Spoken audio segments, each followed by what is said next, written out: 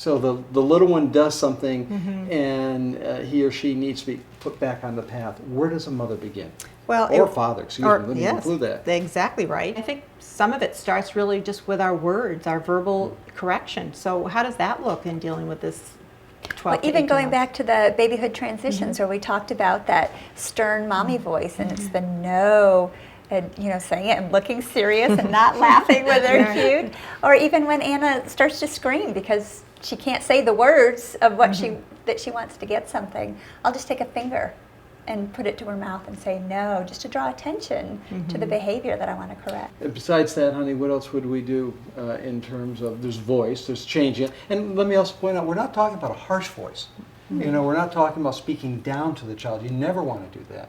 What we're simply talking about is just a change so the child realizes, ooh, this is not the same mommy, or this is not the same daddy. So, and let me just add here too, for our fathers right now, dads, and I know I've touched on this before, but it is so critically important that as men, we watch the tone of our words when talking to our little ones, because our words shape the heart of a child. And so we want to be using life-giving words, and the tone has to match the message. So please remember that as you're speaking and correcting your little ones. And I guess it's true for the moms, but it tends to be with dad's deeper voice.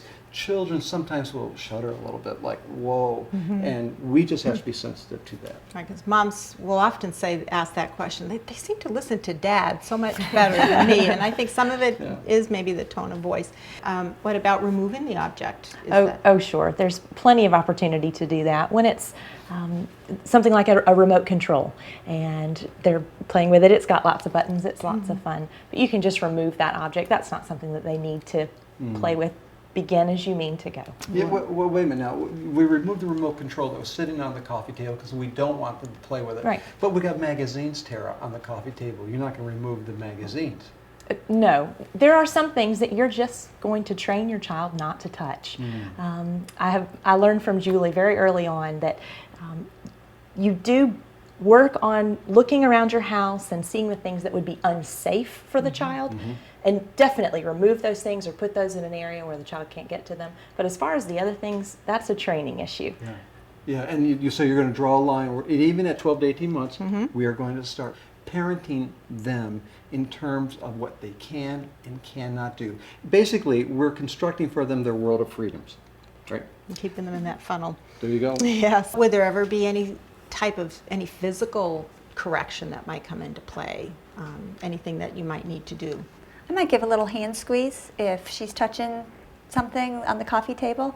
I'll just give a little hand squeeze, nothing real harsh, but to draw attention to what she's touching.